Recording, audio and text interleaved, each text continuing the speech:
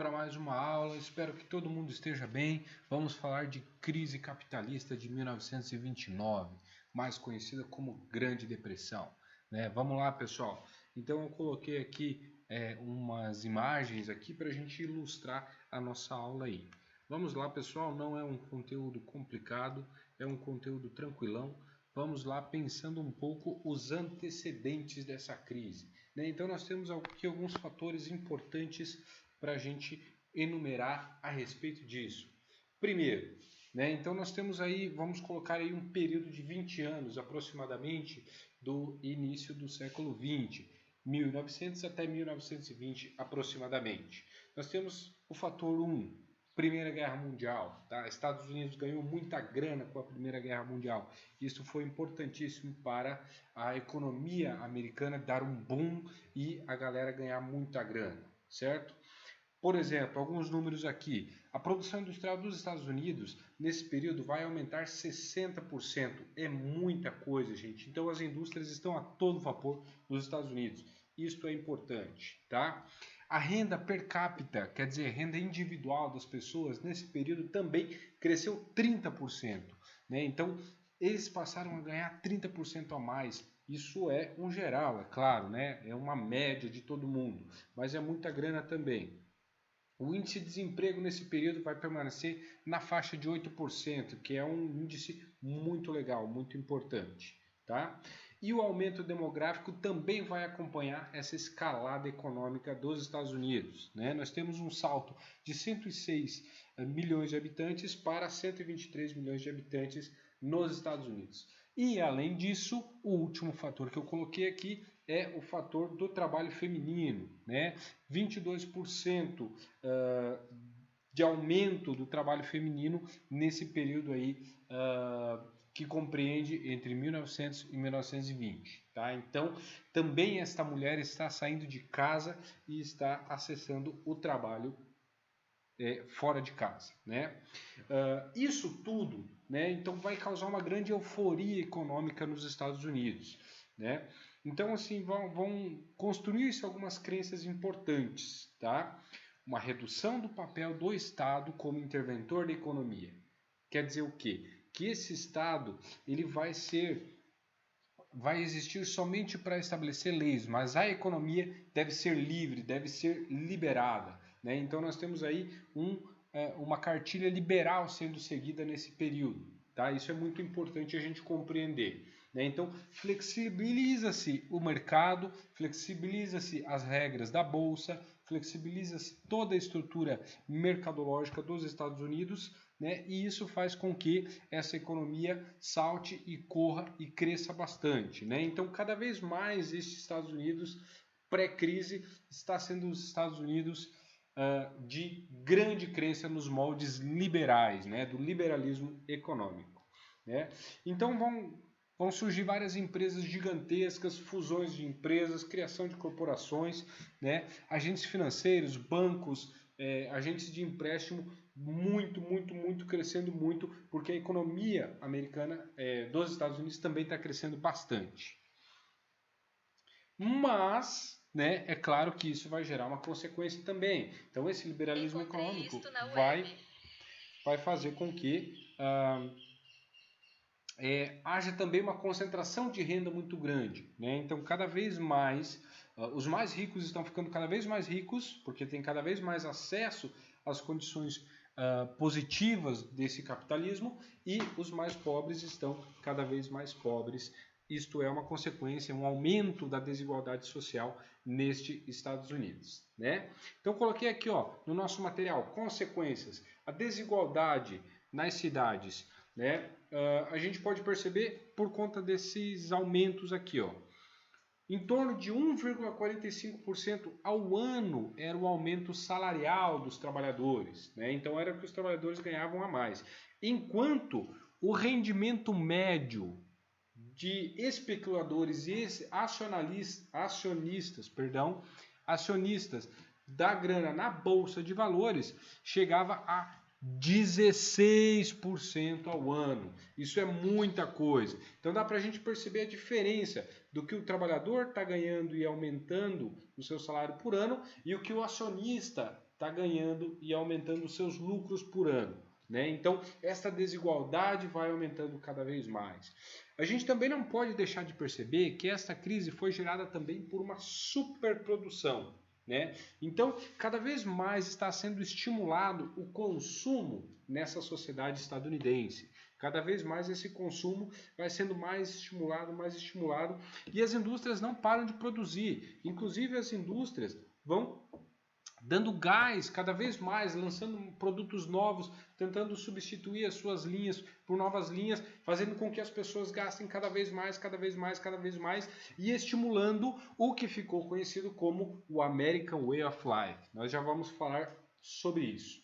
Mas, ao mesmo tempo em que essa superprodução cada vez é aumentada, esse mercado, né, o mercado de consumo, tanto dentro dos Estados Unidos quanto fora dos Estados Unidos, por exemplo, na Europa, que está saindo da Primeira Guerra Mundial, ele está tendo limites. Né? Então está se limitando. A Europa está se reconstruindo na década de 20, devagarzinho, né? E nem é toda a população estadunidense que pode ficar trocando, por exemplo, de aspirador de pó todo mês. Né? Então, essa superprodução, esse consumo vai ter um pouco de limite. E também nós temos outra consequência, né, que vai ser um dos combustíveis para gerar esta crise de 1929, que vai ser o êxodo rural. Né? Existe uma mecanização da agricultura, né? Com essa mecanização muitos produtores vão adquirir, por exemplo, tratores, e aí vão acabar demitindo os trabalhadores rurais. Muitos desses trabalhadores vão para as cidades dos Estados Unidos em busca de trabalho e em busca de melhores condições de vida. Então, são consequências importantes. Falando um pouquinho sobre o American Way of Life. Né? Então, o que seria o American Way of Life? É o modo de vida americano. Né? Então, nós temos aí, por exemplo, a imagem que eu coloquei para vocês, né, que é uma imagem que mostra uma propaganda do American Way of Life. Nós já vamos falar sobre ela. Né? Mas a ideia do American Way of Life é que nesta sociedade capitalista plena, em que o capitalismo está voando, está fantástico para a economia dos Estados Unidos, toda essa ideia ela traz o quê? Traz a felicidade dessa sociedade. Essa felicidade social, ela seria conquistada através do consumo. Né? Então, quanto mais eu consumo, mais feliz eu sou. Esta é a ideia base, a ideia chave do American Way of Life. Né? E aí, é claro, né, todo esse impulso que a economia está sofrendo vai ajudar a sociedade americana a estruturar esse American Way of Life baseado no consumo, né, adotar esse comportamento. Né? Então, o consumo, a produção em larga escala está sendo otimizada. Um dos exemplos disso é o Fordismo. Né? Então, a linha de produção que vai possibilitar uma produção mais rápida dessas fábricas, né? E aí com os modelos Ford se popularizando, as pessoas começam a conseguir ter um acesso maior a esse bem de consumo, por exemplo, o veículo automotor, né? O carro. E aí esse consumo vai ser cada vez mais estimulado por esta sociedade. Né? E aí as fábricas vão competir cada vez mais para lançar cada vez mais rápidos produtos e conseguir novos mercados consumidores. Isto também é importante. É interessante a gente perceber que ao mesmo tempo em que o American Way of Life ele está sendo construído e essa sociedade maravilhosa do consumo está sendo construída, ao mesmo tempo que essas ideias todas estão sendo construídas, também está sendo construído dentro da sociedade americana um sentimento anticomunista. Tá? Então o anticomunismo vai se tornar muito importante dentro dos Estados Unidos. Né? Ele vai ser estimulado bastante junto com toda essa sociedade maravilhosa do consumo. Né? Então percebemos aqui duas ideias antagônicas. Né? O que o comunismo não me possibilita? Não me possibilita consumir como eu consumo aqui na minha sociedade capitalista do American Way of Life. Né? Então esses opostos vão sendo estimulados também para criar a ideia de que o comunismo é ruim. né, que está crescendo lá com a Revolução Russa lá na Europa, ok? Então nós temos todos esses processos ideológicos acontecendo dentro dos Estados Unidos. Porém, isto tem um limite, né? Então chegamos ao limite desse fantástico mundo do consumo das décadas de 10 e 20 nos Estados Unidos, que foi a Quinta-feira Negra, né? A Quinta-feira Negra, ela vai ser o grande estouro da Bolsa de Valores. Eu coloquei algumas informações aqui no material para a gente compreender um pouquinho como é que foi isso. Então, as pessoas estavam tão estimuladas a consumir que elas começaram a pegar grana, hipotecar a casa, quer dizer, dar a casa como garantia no banco, pegar uma grana e investir na Bolsa de Valores. Por quê? Porque a Bolsa de Valores estava dando lucros enormes, né? Então a galera estava, tipo, quem tinha possibilidade estava ganhando muita grana, né? Estava ficando rico do dia para a noite, literalmente, né? Porém, na Quinta-feira Negra, toda essa fanfarrice, toda esse fantástico consumo vai chegar ao limite. Por quê? Primeiro, dois fatores importantes, tá? Lei da oferta e da procura. Muitas ações disponíveis no mercado e também superprodução. As fábricas não paravam de produzir. Então, esse consumo foi se esgotando e isso foi fazendo com que as pessoas, as fábricas, começassem a acumular os produtos produzidos e não tinha ninguém para consumir porque as pessoas não aguentavam consumir em tamanha velocidade. Aí na Quinta-feira Negra, toda essa ideia, essa lógica da lei da oferta e da procura chegam até o mercado de ações, né? Então, na quinta-feira, dia 24 de outubro de 1929, existem um enorme volume de ações à venda na Bolsa de Valores, né? E aí, quanto mais oferta de um produto, menor o seu valor. Então começam a despencar os valores da ação de uma forma muito vertiginosa. Coloquei informações aqui, ó. Na quinta-feira, dia 24 de outubro de 1929, nós temos mais de 12 milhões de ações colocadas à venda, né? Então, tipo, todo mundo queria vender ação e ninguém para comprar. 4 dias depois, no dia 28 de outubro, já depois do crash que foi no dia 24, né? No dia 28 de outubro, e esse número quase triplicou. Então, 33 milhões de ações foram postas à venda. Cara, isso causou uma quebra da bolsa fenomenal. Os preços foram lá embaixo, muitas empresas declararam falência e foi um Deus nos acuda sem tamanho, tá? Só para a gente ter uma ideia, né? Muitas ações perderam valor e chegaram a zero ou negativo, e milhões de dólares que estavam nesses papéis, nessas ações, simplesmente desapareceram, né? Então, quer dizer, pessoas que tinham feito fortuna no mercado de ações ficaram pobres, miseráveis, não tinham nada do dia para a noite. Aí você imagina, por exemplo, um cara que colocou a sua casa como garantia e pegou uma grana emprestada do banco para investir em ações, de repente, no dia 24, na Quinta-feira Negra, as ações que ele tinha, que valiam, por exemplo, 200 mil dólares, passam a valer zero. Nada. Então esse cara perdeu todas as ações que ele tinha, toda a riqueza que ele tinha, e além disso ele deve grana para o banco e a garantia é a sua casa. Então ele não tem grana para pagar, o banco vai tomar a casa dele. Então foi isso que aconteceu com muitas famílias na grande quebra da bolsa, no crash da bolsa de Nova York, ok? Só para a gente ter uma ideia, um único pregão, né, nesse crash da bolsa, em um único dia, a Bolsa de Nova York ela vai perder o equivalente a 14 bilhões de dólares. Tá? No período, era equivalente a 10 vezes o valor que o governo dos Estados Unidos tinha como orçamento.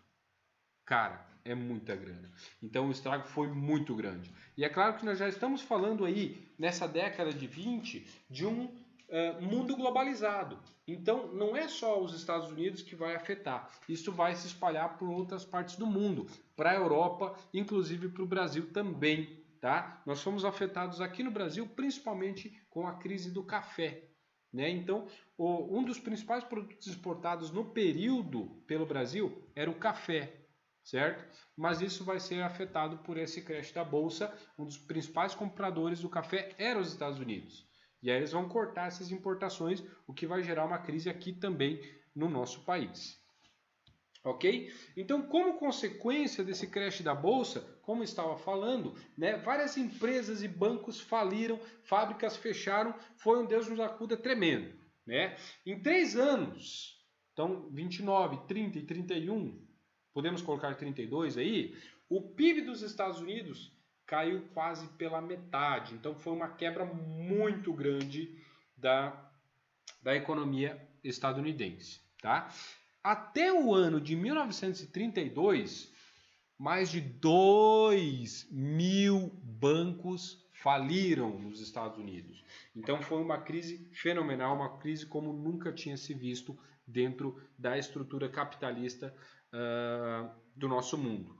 Um exemplo aqui, por exemplo, a Ford, né, ela tinha um número de funcionários de 128 mil e ela caiu com o número de funcionários para 37 mil. Cara, ela teve uma quebra muito, muito grande. Então, o índice de desempregos em torno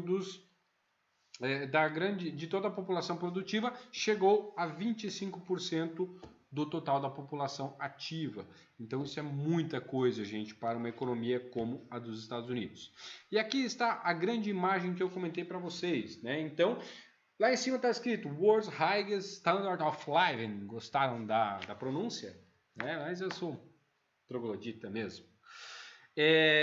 Isso significa o mais alto padrão de vida do mundo, certo? Então nós temos uma linda propaganda aqui, né? Provavelmente de um carro, né? Não existe, daí temos uma outra frase do lado, não existe outro caminho que não seja o caminho americano, né? O American Way of Life, né? Mas é muito interessante, essa foto é fantástica, porque ao mesmo tempo que nós temos uma grande propaganda desse consumo do American Way of Life, nós temos uma fila de pessoas para o sopão doado pela igreja, né? Então, isto foi uma foto tirada em 1937, daquilo que ficou conhecido como Grande Depressão. O que é essa Grande Depressão? É o período que se seguiu ao crash da Bolsa de 1929. Né? Então, mais ou menos aí, entre 29 e 39 é o período da Grande Depressão Econômica. Né? Então, ao mesmo tempo, essa foto é uma contradição muito grande, porque ela tem o que era antes da crise, né? Que é o American Way of Life, né? A fantástica máquina do consumo, e ao mesmo tempo depois dessa crise, né? Aonde esse consumo desenfreado levou a sociedade americana a milhares, milhões de desempregados e famintos que estão aí na fila esperando o sopão da igreja.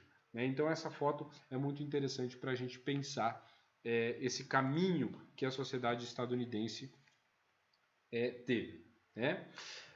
E aí nós temos a solução desse problema. Né? Então essa crise teve que ser solucionada de alguma forma. Né?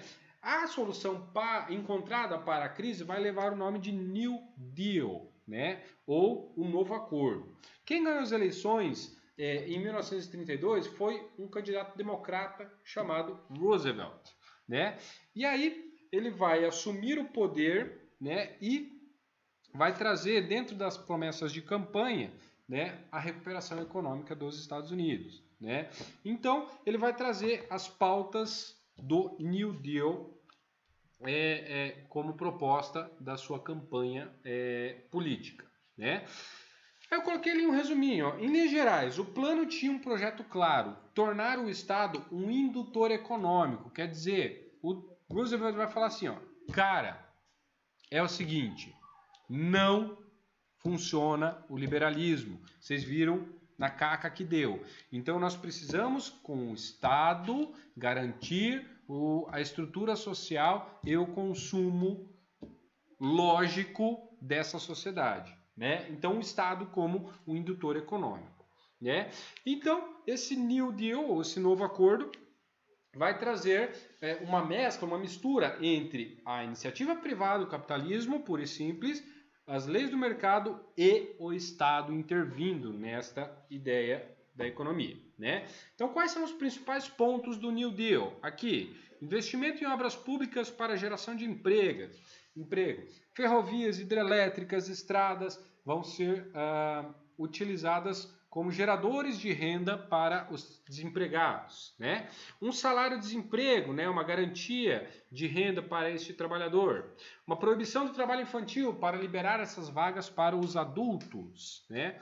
Uma compra da produção agrícola pelo governo com a ideia de manter a estabilidade dos preços, tá? Isso aconteceu no Brasil também, porque o governo brasileiro, na República Oligárquica, comprava o café dos produtores para manter o preço estável, né? Com essa crise de 29. E empréstimos bancários aos agricultores, principalmente para pagar as dívidas com os bancos, né? Então essas são as ideias do New Deal.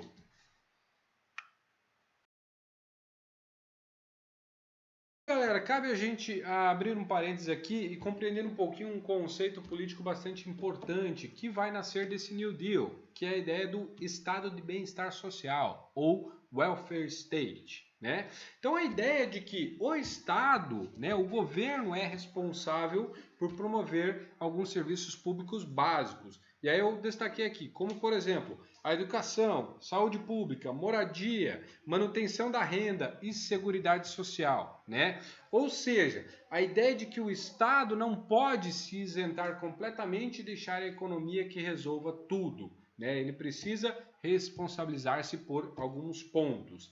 Essa ideia do welfare state, ou garantir uma segurança social a partir do governo, a partir do Estado e a partir de políticas desse Estado, vai ganhar mais força após a crise de 1929, né, então com o New Deal, e também após a Segunda Guerra Mundial, onde o mundo vai enfrentar uma crise bastante grande por conta da Segunda Guerra, ok? E aí nós vamos para o finalzinho, compreendendo um pouco, além da crise econômica, quais foram as outras consequências do crash da Bolsa de Nova York em 1929 e da crise capitalista de 1929, né? Em resumo, nós podemos perceber que o mundo do capitalismo liberal vai se mostrar muito frágil no ponto de vista das ideias, e isso vai gerar como consequência, né, o surgimento de pensamentos radicais. Na verdade, um cenário de crise sempre vai estimular o surgimento de pensamentos radicais, tá? Isto é um fator social bastante importante. Então nós podemos perceber aqui que eu coloquei lá no centro, né, da imagem a ideia da crise que desencadeou-se a partir dos Estados Unidos com o crash da Bolsa de Nova York de 1929. Essa crise fez com que surgissem duas correntes radicais que negam, né, esta política capitalista liberal, né? Então nós temos de um lado, né, do lado aqui, tá invertido, então vamos lá, do lado esquerdo nós temos uma completa negação, né, do capitalismo pelo comunismo, né? E aí um totalitarismo de esquerda,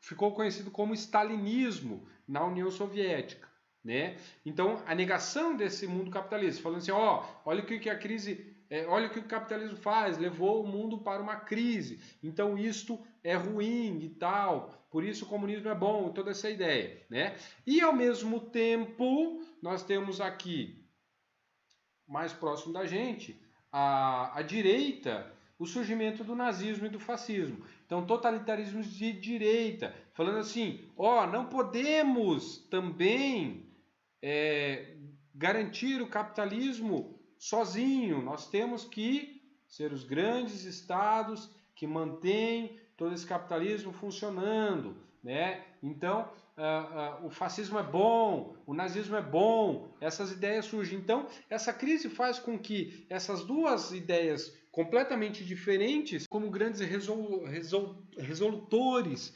dessa sociedade, né, dizendo assim, cara, o capitalismo entrou em crise, não dá, tá? Dessa forma liberal não tem como. Então a gente ou vai para cá ou vai para cá. Beleza? Então, galera, espero que a aula tenha sido esclarecedora. É um conteúdo tranquilo, é um conteúdo fácil, beleza? Não deixem de ler, não deixem de estudar e pesquisar a respeito disso. Um abração, até mais. Dorime.